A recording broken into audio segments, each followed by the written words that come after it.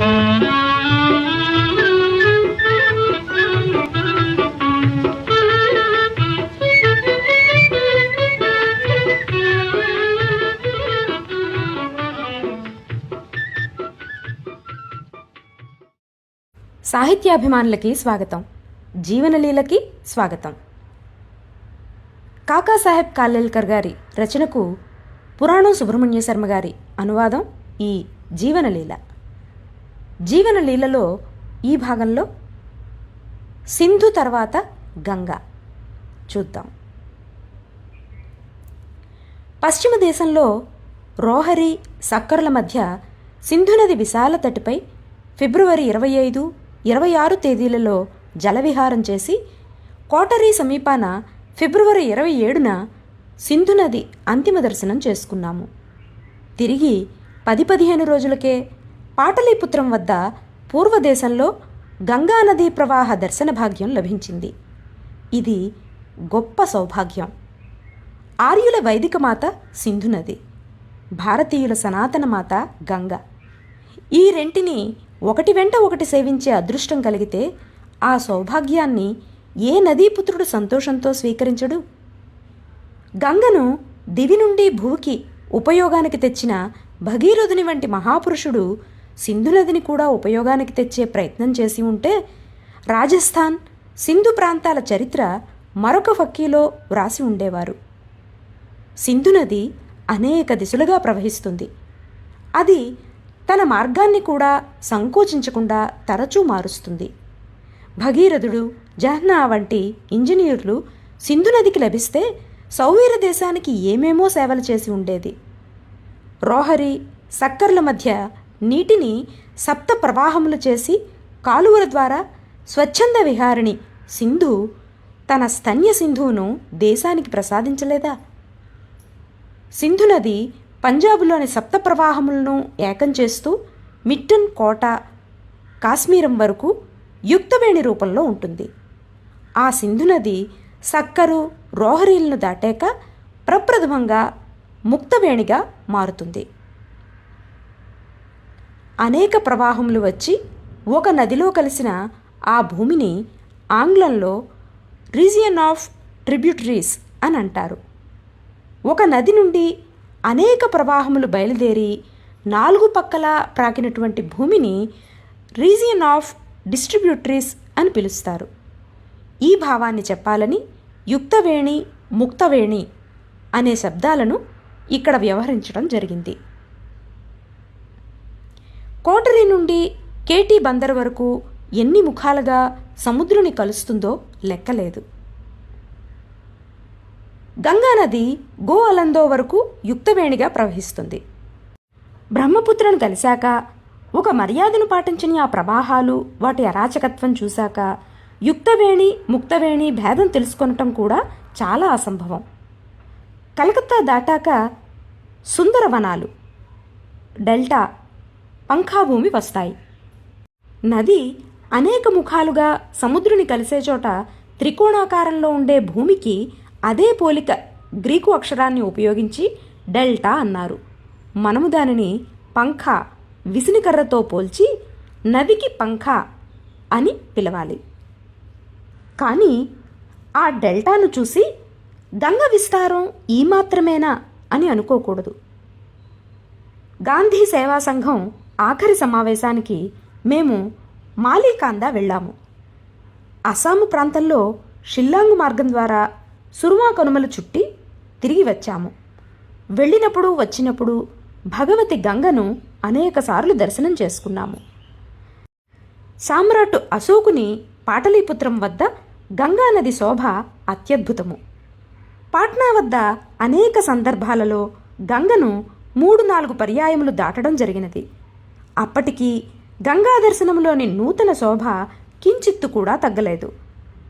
నేపాల్ యాత్ర పూర్తి చేసి ముజఫర్పూర్ నుంచి కలకత్తా వెళ్తూ మొట్టమొదటిసారి పాట్నాలో దిగినట్లు నాకు జ్ఞాపకము. ఫాల్గుణ మాసపు రోజులు. మామిడి చిగుళ్ల మీద నుంచి గాలి వీస్తున్నది. పాట్నా వీధులన్నీ వసంతోత్సవం కైపులో మత్తెక్కి ఉన్నాయి. అప్పుడు కలిగిన ప్రభావం ఇప్పటికీ మనసులో నిలిచి ఉన్నది. తరువాత తరువాత నేను పాట్నా వెళ్ళినప్పుడు ఏదో ఒకటి నవీనమైన సంగతిని అవశ్యం గ్రహిస్తూ వచ్చాను.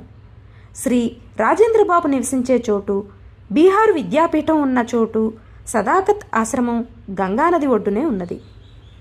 ఆశ్రమం ఎదురుగా ఉన్న బాటను నడిచి 3 అడుగుల వంతెనను చేరగానే పశ్చిమాన్నుంచి వచ్చి పూర్వదిశగా ప్రవహించే గంగ విస్తీర్ణ జలరాశి దర్శనమవుతుంది. ఆవలి తీరం ఎలా ఉంటుందో చూడబోతే అది ఒక సన్నని తీరరేఖగా మాత్రమే గోచరిస్తుంది. అంతకంటే మరేమీ కనిపించక మీరు చకితులై కూడా వచ్చిన పెద్ద మనుష్యులను ఉద్దేశించి గంగ ఇంత విశాలమైనదా అని అడిగితే వారు నవ్వి వెంటనే ఇలా అంటారు, ఆ కనిపిస్తున్న సన్నటి రేఖ నదిలోని లంక మాత్రమే. ఆ పైన కూడా గంగా ప్రవాహం ఉన్నది. ఆవలిగట్టు ఇటువైపు నుంచి చూస్తే కనిపించదు. ఆ గీతలా కనిపిస్తున్నది ఒక లంక అని తెలిసినా ఆ లంకకు అవతల మళ్ళీ ఇంత విస్తారంగా నది ఉన్నదనే నమ్మకం కుదరటం లేదు. ఒకమారు సందేహం కలిగితే అది త్వరలో కుతూహలంగా మారుతుంది. కుతూహలం పరిపక్వమై సంకల్పంగా అవతరిస్తుంది. సంకల్పం ఒకమారు ఏర్పడితే అది నెరవేరే వరకు మనస్సును పట్టుకొని వదలదు. సదాకత్ ఆశ్రమంలో ఉన్నంతకాలం గంగానదీ తీరంలో పర్యటన నిత్య కార్యక్రమంగా పెట్టుకున్నాను. పునీతమైన గంగానదీ సంస్కృతి పట్ల మోహం చేత కాకపోయినా తీరమందు పురాణ పురుషుల వలె నిలబడి తలలు పంకిస్తున్న వృక్షాల పిలుపులకు వశ్యుడినైపోయాను. సహ్యాద్రి హిమాలయాలలో చూసిన మహోత్తుంగ వృక్షములకు కల ప్రాణశక్తి మామూలు చెట్లకు ఎక్కడి నుంచి వస్తుంది? తమ తమ శాఖలను 4 దిక్కులా విస్తరించిన ఎత్తైన వృక్షాలు పాట్నా సమీపంలో గంగా తీరమందు చాలా యోజనముల దూరం వరకు కనిపిస్తాయి. ఒకప్పుడు పాట్నా సామ్రాట్ అశోకుని రాజధాని. నేడు ఆ పాట్నా వృక్షములతో కూడిన విశాల సామ్రాజ్యాన్ని పాలిస్తున్నది. ఈ మహావృక్షముల అంగ ప్రత్యాంగ శోభను ఎక్కువ దూరం నుంచి కాకుండా, ఎక్కువ దగ్గర నుంచి కాకుండా తదేక ధ్యానంతో పరిశీలిస్తే వాటి స్వభావం, చిత్తవృత్తి, వాటి కులీనత గుర్తుకు రాక మానవు. అన్ని వృక్షాలు తాపసులు కావు. కొన్ని మునుల వలె ధ్యానం చేస్తూ కనిపిస్తాయి. కొన్ని క్రీడాప్రియమైనవి, కొన్ని వియోగులు విరహులుగా, కొన్ని అత్యుత్కంఠ కలిగిన ప్రేమికులుగా సాక్షాత్కరిస్తాయి. ఏ స్థితిలోనూ అవి తమ ఆర్యత్వాన్ని కోల్పోలేదు. కొన్ని చెట్లు విరిగిపడే ఆకాశాన్ని ఆపుచేయటం తమ పనిగా పెట్టుకున్నట్లు చాలా పైపైకి ఆకాశంలోకి కొమ్మలను ప్రాకించాయి. 4 వయోవృద్ధులు కూర్చుని గంభీరంగా ప్రశాంతంగా మాట్లాడుతుండగా వారి ఒడిలో కూర్చుని పిల్లలు చిలక పలుకులు చెబుతూ ఆడుకునే దృశ్యం సర్వసాధారణంగా చూస్తుంటాము. పిల్లలను వృద్ధులు మందలించరు, వారిని లాలిస్తారు. గంభీరమైన సంగతులు మాట్లాడుకునే పెద్దలు ఈ పిల్లల అల్లరికి ఎంతమాత్రం చలించరు. గంగానదీ తీరంలో సనాతన మంత్రోచ్చారణ సలిపే ఈ వృక్షాల వద్ద వినిపించే పక్షుల కలరవం పైనుదహరించిన వృద్ధుల మధ్య అర్భకుల దృశ్యాన్ని తోపింపచేస్తుంది. ఫాల్గుణ పూర్ణిమ దగ్గర పడుతోంది. సాయంత్రం వ్యాహ్యాళికి బయలుదేరితే చెట్ల కొమ్మల సందులలో నుంచి చందమామ కనిపిస్తున్నాడు. ఇక్కడ ఆనందం కలిగించేందుకు ఒక క్రొత్త పద్ధతి కనిపెట్టాను. వజ్రపు టుంగరం ఒక్కొక్క వ్రేలికి ఒక్కొక్క రకమైన శోభను కలిగించినట్లు చంద్రుడు ఒక్కొక్క చెట్టు మీద నుంచి ఒక్కొక్క రకంగా అందంగా కనిపిస్తున్నాడు. 2 కొమ్ములు కలిగినట్లుగా 2 కొమ్మల మధ్య నుంచి చంద్రుని చూశాను. ఒక పెద్ద చెట్టు వద్ద కాలిబంతిలా ఎగురుతూ ఉన్న జాబిల్ని దర్శించాను. చెట్టు గోలు కీపర్లా నిలబడి ఉన్నది. దీఘుఘాటు ఓడరేవు వద్ద 2 చెట్ల నడుమ జాబిలి ఎలా ఇరుకున పడి ఉన్నాడంటే, ఈ చందమామ నీది కాదు నాది అని చెట్లు తమలో తాము పోట్లాడుకుంటున్నాయా అనిపిస్తోంది. నేను మీ ఇద్దరికీ చెందను, వెళ్ళిపోండి అని చందమామ జవాబు చెప్పి మళ్ళీ ఇంతలో పైపైకి వెళ్ళినవాడే తన మాట తానే మర్చిపోయి మరో చెట్టుకు వెళ్ళి అంటుకుపోయి నవ్వుతున్నాడు. ఈ వెన్నెల రాత్రులలో నిర్జనంగా ఉండే ఆ లంక మీదకు వెళ్ళి కొన్నాళ్ళు ఉంటే ఎంత బాగా ఉంటుంది అనే సంకల్పం కలిగినది. కానీ మధ్యలో హోలీ పండుగ రావటం చేత ఆగవలసి వచ్చినది. ప్రజలు ఉన్మత్తులై గంగా తీరమందలి బురద చెట్ల రంగుతో పూర్తిగా కలిసిపోవటానికి నిశ్చయించుకున్నారు. ఈ ఉత్సవాలు పూర్తయ్యాక నావ కుదుర్చుకొని మేము బయలుదేరాము. చంద్రాగమనం కాకుండా బయలుదేరటము ఏమీ బాగుండదు. చంద్రునికి ఆ తొందర ఉన్నదో లేదో కానీ ప్రకాశం ఏమీ బాగులేదు. ఎవరికీ తెలియకుండా కొత్త ధర్మం వ్యాప్తిలోకి వచ్చినట్లు చంద్రుడు పైకి వచ్చాడు. స్వాతి చంద్రుణ్ణి చూసి జాలిపడుతోంది. చాలా మందంగా వెలుగుతున్నాడు. చంద్రుడు మందగించటం చూచి చిత్ర అదృశ్యంగా ఉండిపోయింది. శని గురువులు మంత్రపఠనం చేస్తూ పశ్చిమ దిశను అస్తమిస్తున్నారు. తారకాంకిత కుటీరమును దక్షిణంగా అగస్త్యుల వారు ఆరోహిస్తున్నారు. మా నావ సాగుతున్నది. నీటిలో చంద్రుని ప్రతిబింబం స్తంభాకృతిలో పడి మెరుస్తూ కదులుతున్నది. మేము ముందుకు సాగుతున్న కొద్దీ మా వెనుక ప్రవాహం ఎక్కువ చంచలం కాసాగినది. ఆ చంచలమైన ప్రవాహం అనేక ఆకృతులను ధరిస్తోంది. నీటి మొత్తం మారుతోంది. దాని ఉధృతంలో కూడా మార్పు వస్తోంది. ఇవి కాకుండా దాని ఆకారం మార్పులను గురించి ఆలోచించసాగాను. నది యొక్క గతిని దశను చెప్పటానికి ఈ ఆకారాలను బాగా అధ్యయనం చేసి నది యొక్క అన్ని స్థితులను ప్రత్యేకంగా గుర్తుపట్టేందుకు వీలుగా వాటికి పేర్లు పెడితే బాగుంటుందని తోచినది. ఉచ్చధ్వని నీచధ్వనులను సరిగమ పదనిస అని పేరు పెట్టాము. అత్యంత ఉగ్రతాపానికి సూర్యకాంతి ఉష్ణత అని పేరు పెట్టాము. ఆ విధంగానే నది ఉద్ధృతాన్ని గోమూత్రికా వేగము, వలయ వేగము, ఆవృత్త వేగము, వివృత్త వేగము ఇత్యాది పేర్లతో పిలవాలి. ఆలోచనా ప్రపంచంలో కల్పనలో మునిగిన నాకు చిత్రా నక్షత్రం ప్రకటం కావటం కూడా తెలియలేదు. మేము మంజధారకు వచ్చాక ప్రార్థనకు వేళైనది.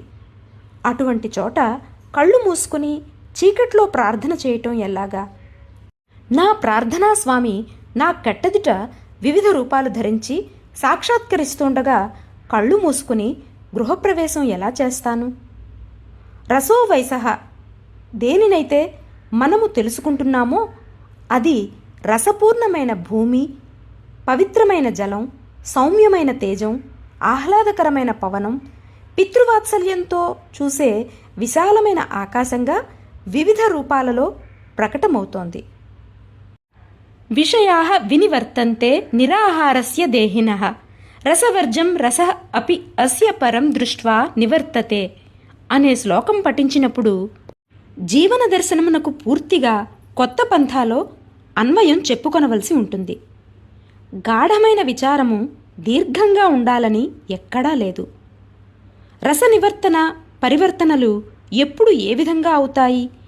ఈ యావత్తు మీమాంస నేను 3-4 నిమిషాలు మనస్సులో చేసి వెంటనే తిరిగి ప్రార్థనను అందుకున్నాను. రఘుపతి రాఘవ రాజారాం ప్రారంభించాము. చంచలమైన మనస్సు గంభీరమైన జీవనరస మీమాంసను వదిలి శ్రీరామచంద్రుడు గుహుని సహాయంతో గంగను ఎక్కడ దాటినది తెలుసుకోవాలని అడుగుతున్నది. గుహుని నావ మా నావ కన్నా చిన్నదా పెద్దదా అని కూడా ఆలోచిస్తున్నది. మాటలలో ద్వీపం చేరుకున్నాము. సలిల విహారం వదిలి సిక్తా విహారం ప్రారంభించాము. తళతళా మెరిసే ఇసుక తళతళలాడే నీటివలే ఆనందాన్ని కలిగిస్తుంది.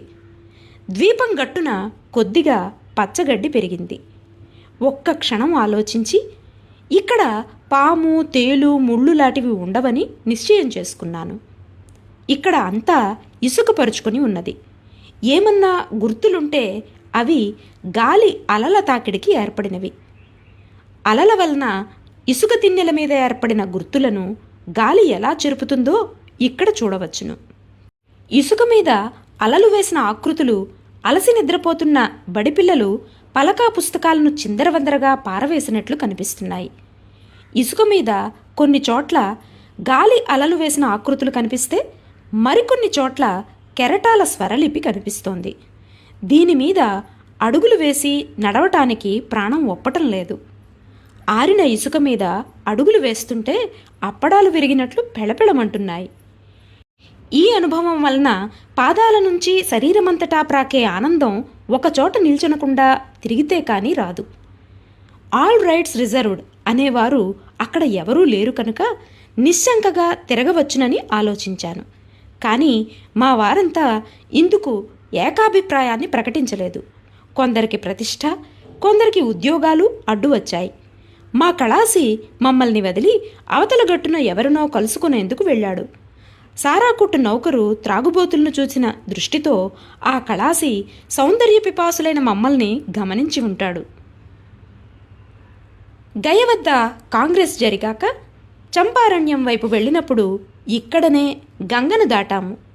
అప్పుడు ఆశ్రమం విద్యార్థులు ఇద్దరు మంగళకరుహు దయాకరీ దేవి అంటూ చక్కగా భజన చేశారు. ఇక్కడకు రాగా అవన్నీ గుర్తుకు వచ్చి నేను భీమసేనుని అనుకరిస్తూ ముక్తకంఠంతో పాడసాగాను. నా పాటను నాతో వచ్చిన వారు సహించారు. దాంతో నాకు ఉత్సాహం ఎక్కువై, నేను ఛప్రా నుంచి ముంగేర్ వరకు నావ మీద వెళ్ళాలి, ఎంతసేపు పడుతుంది అని మయూరబాబుతో అన్నాను.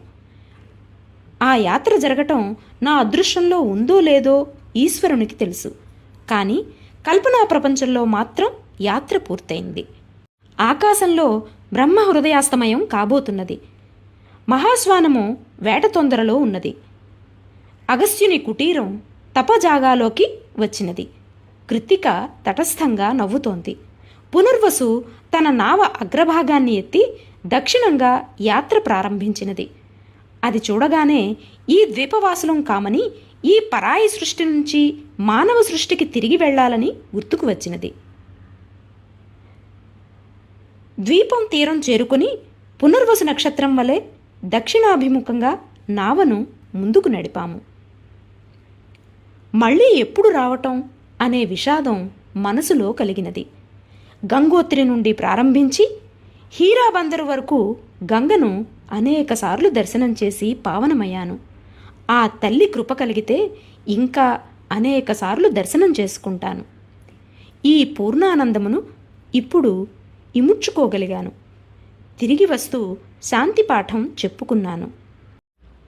ఓం పూర్ణమదః పూర్ణమిదం పూర్ణాత్ పూర్ణముదచ్యతే పూర్ణస్య పూర్ణమాదాయ పూర్ణమేవావశిష్యతే. 1941 ఏప్రిల్. ఇది సింధునది దర్శనానంతరం గంగానదిని దర్శించిన పిమ్మట కాకాసాహెబ్కు కలిగిన అనుభూతి. వచ్చే వారం మరొక జలరాశి గురించి చూద్దాం. అంతవరకు సెలవు. నమస్కారం.